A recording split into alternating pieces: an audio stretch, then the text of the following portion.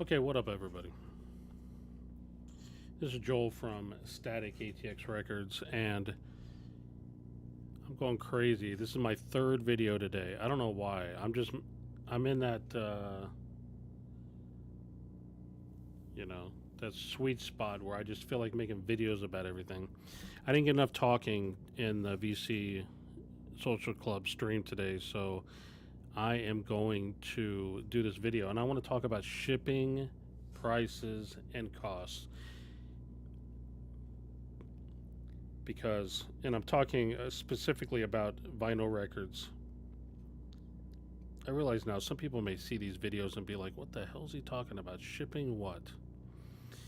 Um, so, anyway, just a quick spiel because I realize some people may not know what I'm talking about here. I've been selling records and CDs and whatever else online for a very, very long time, and I have become like almost obsessed with getting my costs down as low as possible, and it's really difficult sometimes to get the cost down. So I've been like analyzing shipping prices and everything else like that, and I've tried something new this time, and this is going to seem probably super obvious to some experienced sellers, potentially, but we'll see. So, first thing I'm going to do, I'm going to bring this up. Hope this works. Yes. Okay. So this is my Discogs. I have my store has its own website on staticatx.com. I have a different pricing scheme for shipping on there, um, which I probably am going to look at again after I leave here. But it should be cheaper than all this. I don't think I don't have any quote padding in for materials. I don't think on the website. But anyway, this is Discogs. So this is my. If you've never sold on Discogs before, you probably don't know what this is. These are my shipping policies as a seller, and this is specifically for America. So this is only covering media mail, um, and I think they're the same prices. Yeah, they are. So these are basically media mail prices plus my basically, I guess they used to call it shipping and handling. This is the handling part. This link here, and I'll put these links in the chat. These are the media mail prices. Some people don't realize they actually went down a few cents. When was it? Like a couple of months ago, they went down. So basically, the way media mail works in America. Apologies if you're not in the U.S. This isn't going to apply to you, but in the U.S., if you are shipping media from the United States to another address in the United States, it qualifies for media mail.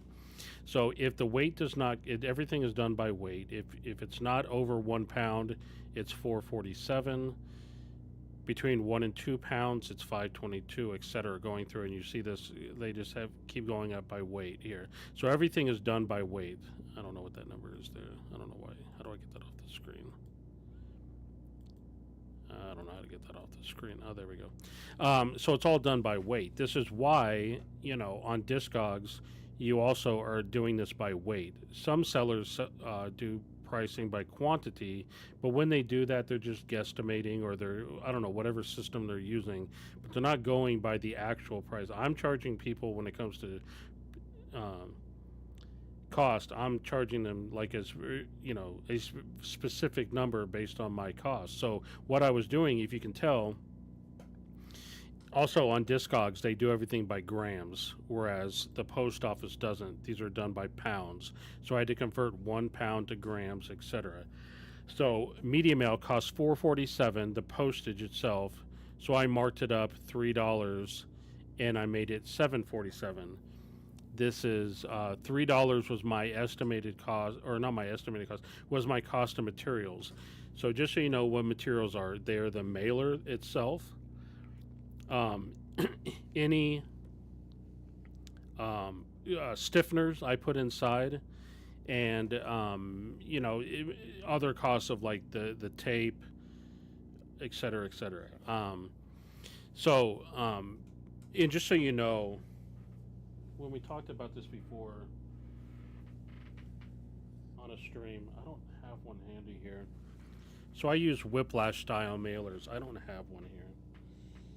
That's so bad. I should have had one. Anyway, a Whiplash is widely considered to be the best quality mailer. Now, sometimes people call them Whiplash style mailers because other companies other than Whiplash make mailers. Let me just actually, you know what I should do here? I wasn't planning on doing this, but I'll do this. I'll give a little shout out to Whiplash. So this is Whiplash here. Let me see. Is it showing up here on the stream? Yeah. So this is Whiplash. So the URL is whiplash-lpmailer.com. They have these different styles here. So the jumbo mailer is just a bigger version of the regular mailer. I use these. They're called the V01 Whiplash mailer.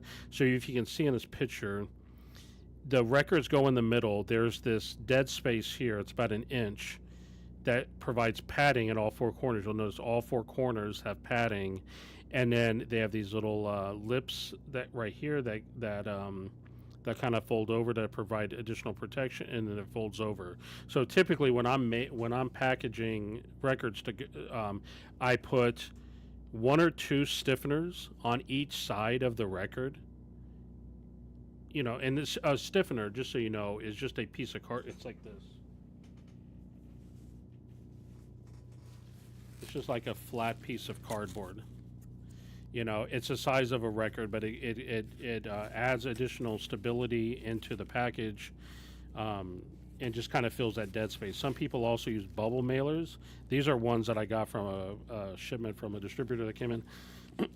I typically don't use bubble mailers, but when I get them from distributors, sometimes I reuse them just to kind of fill in space. I don't do it when I'm using the Whiplash mailers, but when I have to send out a big box for somebody, I'll typically use them. So you have the Whiplash mailer, you have one or two stiffeners on each side, and then the records in the middle. And when I've used this particular system when I'm mailing, I've not had anybody return or tell me that a record arrived damaged. Even though, look at their little slogan here: LP mailers that don't suck. So anyway, now we go into what the prices are. Now, when you buy Whiplash mailers, these are the retail prices. So to buy 25 of them costs $40, and they go up to $1,000 here.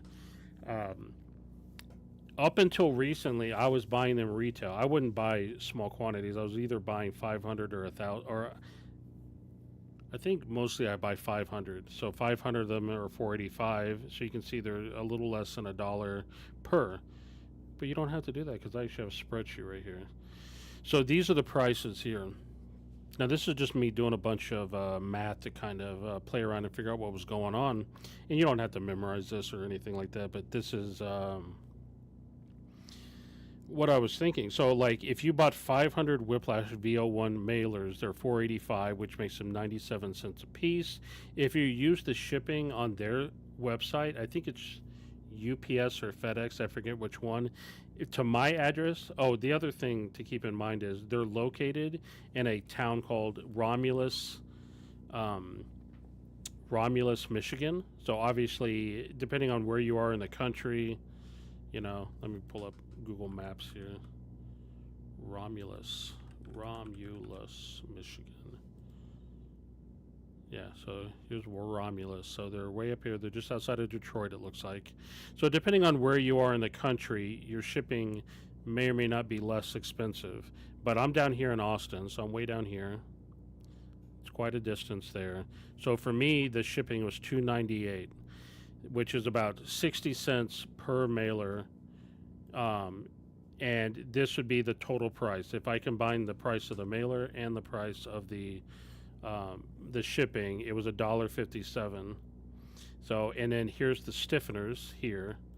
So here's different prices for stiffeners. There's a seller on Amazon sells 300 stiffeners for $69.96. That's 23 cents per stiffener. And there's different idea was I was comparing different sellers, and the Amazon one was the cheapest one, mainly because I do have a Prime account, which means I got the free shipping. These other vendors here that were selling cardboard fillers, they I don't get free shipping, so you have to add the shipping on top of it. So I started like adding these numbers up here together. You can kind of, there's a lot of this stuff is like scribbly stuff. I was also comparing these other mailer types. There's the Mighty Mailer. A lot of people use that.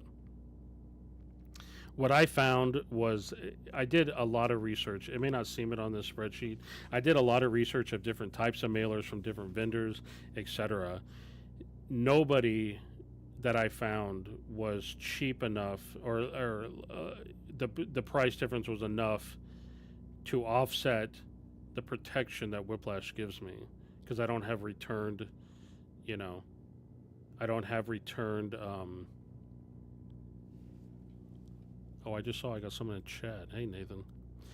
You use Lawrence Welk records. Oh, you use like used records as stiffeners. Yeah, and I do little things like I get a lot of cardboard boxes, all the time, and I'll often cut them up to use as stiffeners. So when I can do that, it's great. I have not used any like beat up old records as stiffeners. Um, I don't have a ton of beat up old records either. So but you know, I try to save money where I can. But anyway, the point of the video here was that I for the first time decided to look up what it takes to buy the Whiplash mailers freight. You'll see on their website here, they give a discount, says product discounts if you use freight.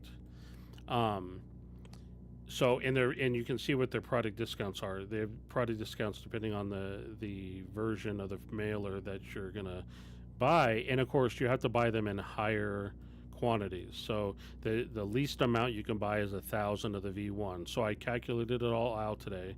I actually already placed the order.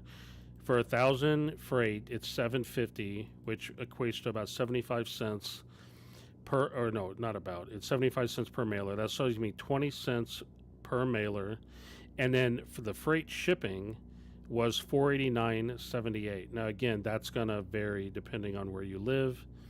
I use this site here. You can see this down here called uship.com. It's kind of like it's a website where you can it's like kind of like a bidding system. You put in all your details. You search. It's like a marketplace, and you see which. You can choose from various freight companies. You can see what they charge, what their ratings are, etc. It's like a marketplace for freight shippers. And a freight shipper just means, you're basically, it's someone who has their own truck, like a semi truck, and you just, they'll go pick up your package and bring it to you. So you can either buy the whole truck if you have a lot of stuff, or you do what's called, I think it's, what is it called, TTL or something. Like you only need part of the truck, because this stuff fits on one pallet, so I only need one pallet size. Anyway, so it's $489, which, as you can already see, is cheaper than it's a savings of like $120 or $110 off of if you were just to use FedEx. So you're saving another $100 right there. The shipping cost is 49 cents per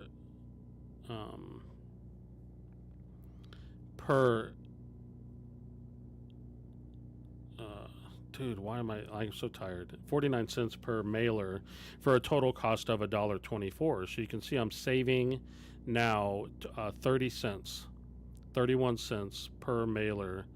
And it may not I know it probably doesn't seem like a big deal, but 31 cents means I can lower my price, so it's 31 cents for the mailer, and then I still have to figure in the price of the cardboard filler. And what I'm going to do after this video, because I was so excited about saving 31 cents that I didn't refresh the prices on the fillers, because I might be able to find some cheaper fillers. But what that's going to end up having me do, or allowing me to do, is come on here and lower my prices, because my prices here are basically medium mail plus $3, and I think I can knock this off quite a bit. The other little caveat here is that this is the price from up to 1 pound. Because if you remember here, I said your weight cannot exceed 1 pound. Well, if you even ship one record, it doesn't matter what the record is. Inside of a whiplash mailer with stiffeners in it, it's never less than a pound. I've tried to mail like a 7-inch probably could because I'd have a smaller. I have 7-inch mailers that are a different size. But even the lightest 12-inch with stiffeners and the whiplash mailer is over a pound. So unfortunately, you do need to be exact with your weights because the post office will weigh it, and if you're under buying your postage, they will charge you. So it's basically 522, and then I was adding $3. So my typical shipping on Discogs is 822, and now I can get that down. I need to I'm basically gonna look up fillers, recalculate all my shipping to get my shipping down. The other thing you have to figure in with Discogs is, they take the 9% of the. I think that's why I added $1 to everything is because of the 9% that Discogs takes. As buyers, like you probably don't realize how much of a hit that is, but Discogs taking 9%. So the way the fees work on Discogs is PayPal takes their percentage off of the total price. Then Discogs takes 9% of both the total cost of the record and total of the shipping. So, that's a 9% hit on the shipping without even, for like basically no reason. I understand Discogs' reasoning for doing it, but I don't agree that it's a good thing for them to do. I think that they need to rethink that. It's why I don't sell as many things on Discogs anymore as I used to.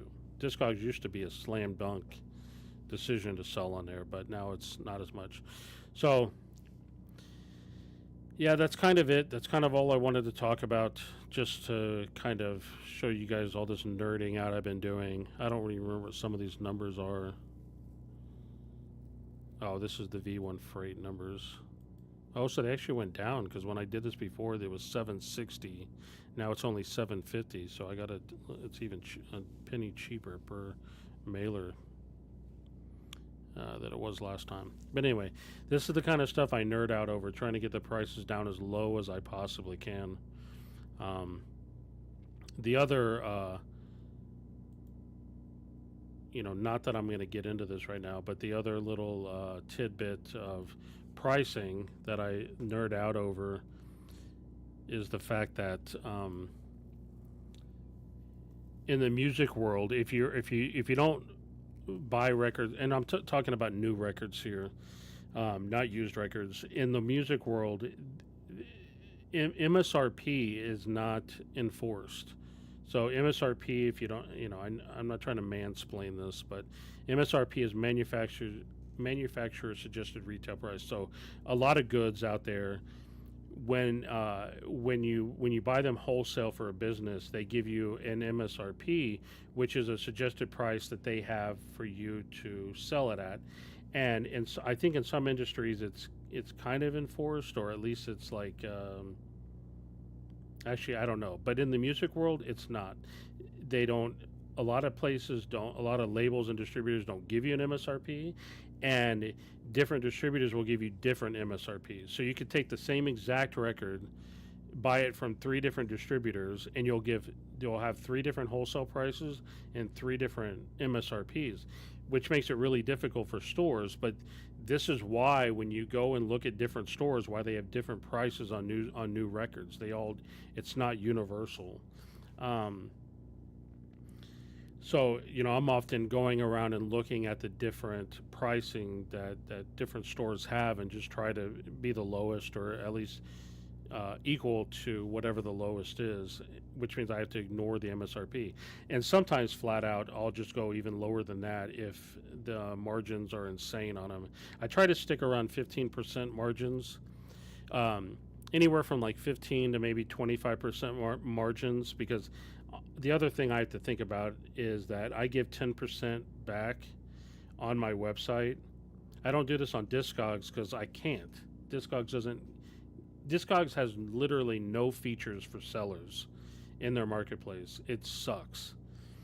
Like sellers ask for it all the time. They're like, "Hey, can I just have like a 50% off sale?" You can't. There's no way to do it. You have to literally download your entire inventory, manually mark it down 50%, and then re-upload it. It's a giant. And it sounds like, oh, that's easy. Why don't you just do that? It's not. It's a huge pain in the ass.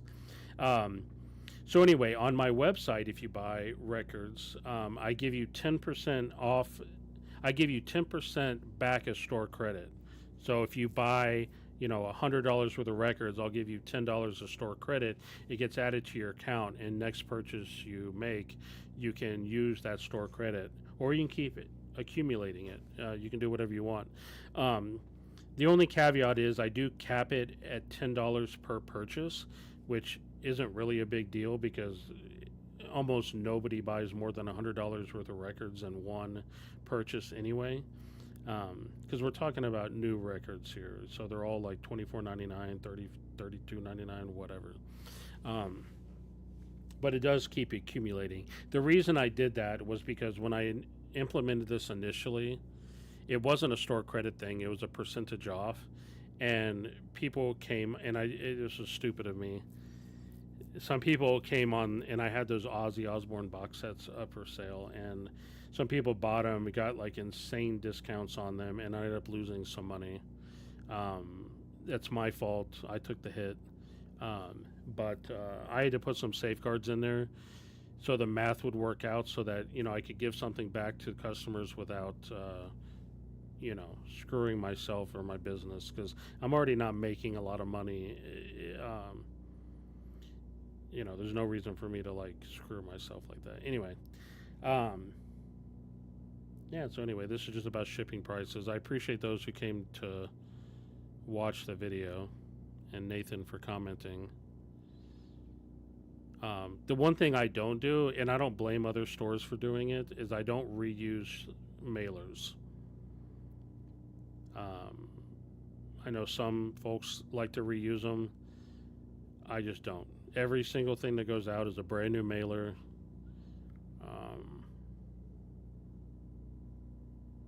Yeah. So anyway, that's all I got. If you leave comments, because I'm always trying to get my shipping prices down. So if you find even better ideas for getting shipping prices down, let me know.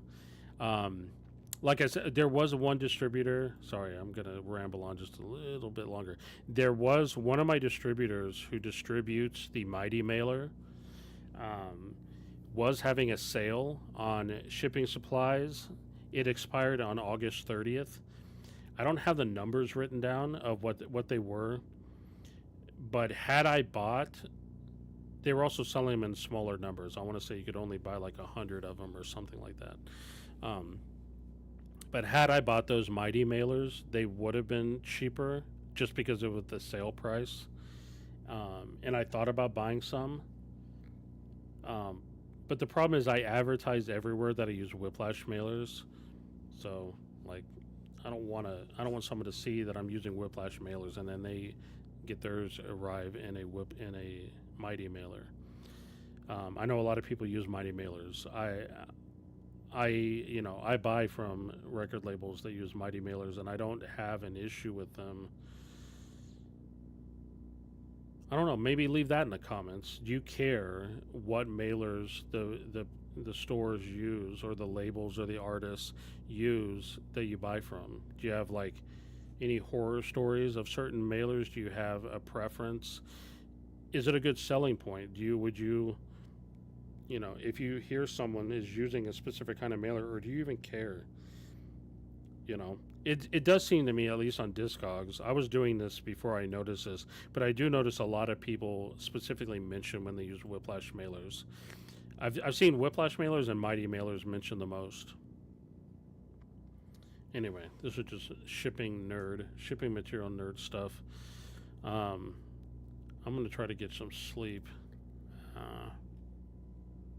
Hope y'all enjoyed the VC Social Club topic tonight. We talked about grading records. I have boxes and boxes of thousands of records and CDs for that matter that are used that I need to be grading so I can get them up for sale in the store. And it's sad to say, but I dread doing it. I need to figure out some way to learn to love it. Anyway, peace out. Hope you have a good rest of your week.